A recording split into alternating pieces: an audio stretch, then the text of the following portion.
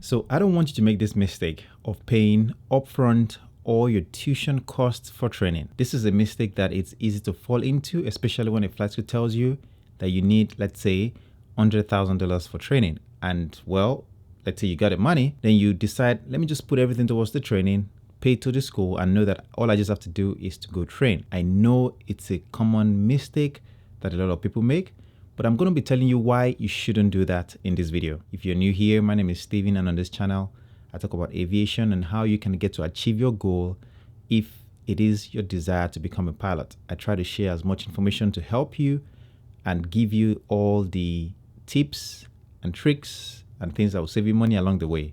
The goal here is to get you to achieve your dreams. All right. So let's get into it. When you're looking into flight schools, you don't think about how financially stable the flight school is. Majority of the time, you're actually looking for a flight school that is cheap and can get the job done because you just want to save enough money to cover your training and move on to achieving your goal as a professional pilot.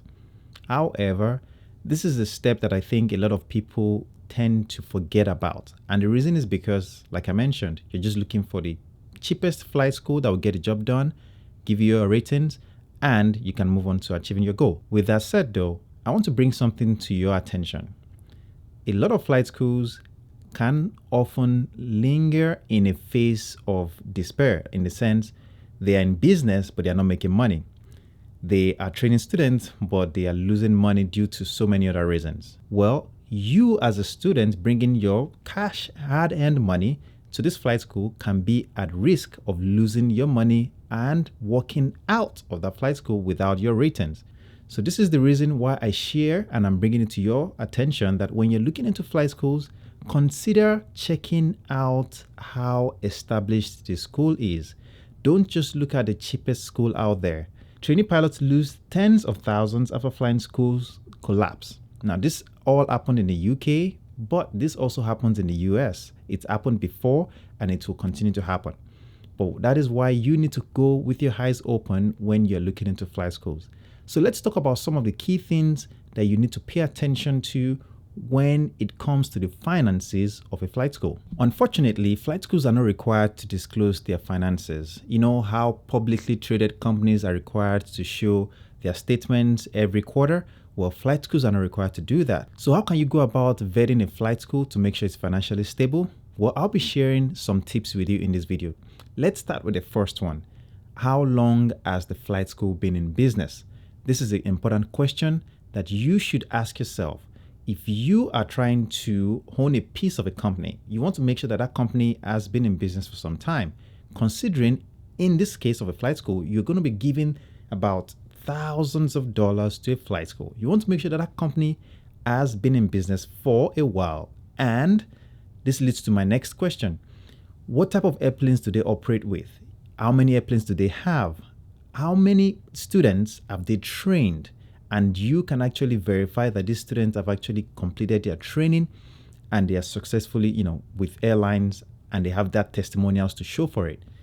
But then the other important question is, do they own those airplanes or are they leased or rented from another company? Some flight schools would choose to lease some of their airplanes, but it could be a red flag if all their airplanes are leased, because at the end of the day, it makes it easy for the flight school to fold up and return the airplanes to wherever they leased it from, and they're out of it. Which means you that you've paid, tens of thousands of dollars ahead upfront, could be in a position where you're then begging the flight school to give you back your money, and you don't want to be in that position. One of the tricks these flight schools will tell you is to pay, a certain amount upfront, and you get maybe 10% off. Even though that sounds like a good deal, you need to keep in mind that if it's a large sum of money upfront, you need to be wary, because that may mean trouble, because that's how they would tend to entice you to get you to put up this money to them so that you can save because you have the discount they give you in return. But in reality, you are putting all your eggs into one basket, and if that basket drops, well, you will end up losing that money, and that's something you have to watch out for. The next suggestion I have for you is to actually visit the flight school. I know that even when I started the training, I didn't have the privilege of visiting the flight school ahead of time. I took a chance, and I have to be honest about that. Because I remember when I was looking online, I couldn't find any resource, any information about people that have actually attended this flight school that I went to back in 2010. Like I think I've shared this so many times on my channel, how I would go on Facebook to message random people, asking them where they trained, just trying to find information. By the way, that's why I have this channel. So if you are new and you haven't subscribed to the channel, don't forget to drop a like and subscribe to the channel as well. But to continue with my story, I couldn't get any help from anybody because I didn't have anyone. So I took a chance. I didn't have any money to come visit the flight school and check it out. So if you have the funds and the ability to check out the flight school, then it's definitely worth it. But if you do not have the funds to check out the flight school and see what it looks like and their airplanes and where they're situated, then I would suggest that you find people that have actually gone there that can refer you to a flight school. So that's something that you can always keep in mind. Now, even after doing all these things that I've shared with you on this video, I've done your own due diligence. You need to remember that aviation is a very kind of risky business in the sense you're training people in light airplanes and things do go wrong sometimes. The flight school associated with a deadly plane crash over the Everglades just last week suddenly grounded its fleet today. Local 10 News reporter Ian Margot live now from Miami Executive Airport with more on what led to Dean International closing its doors. Ian. And this is where, even after you've done your due diligence, if that flight school is really threading on a thin line, that is, let's say the businesses has been kind of slow for them and they're just operating to survive, if anything goes wrong with the flight school, let's say they have an accident or maybe there's a catastrophic event, like maybe a tornado blows through and all the airplanes get damaged at the same time, yes, they have insurance to claim some of this, but a flight school that is not financially stable could still go bankrupt.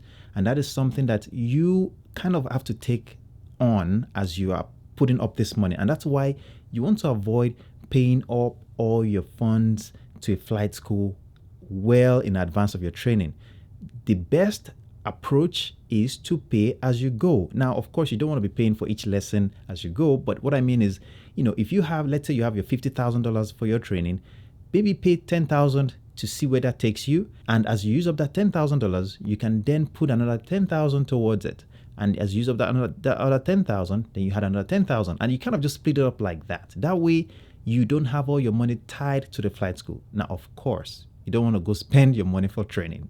So keep that in mind, and I hope that you have found some value in this video. If you have, don't forget to drop a like. Don't forget to subscribe. I'll see you in the next one.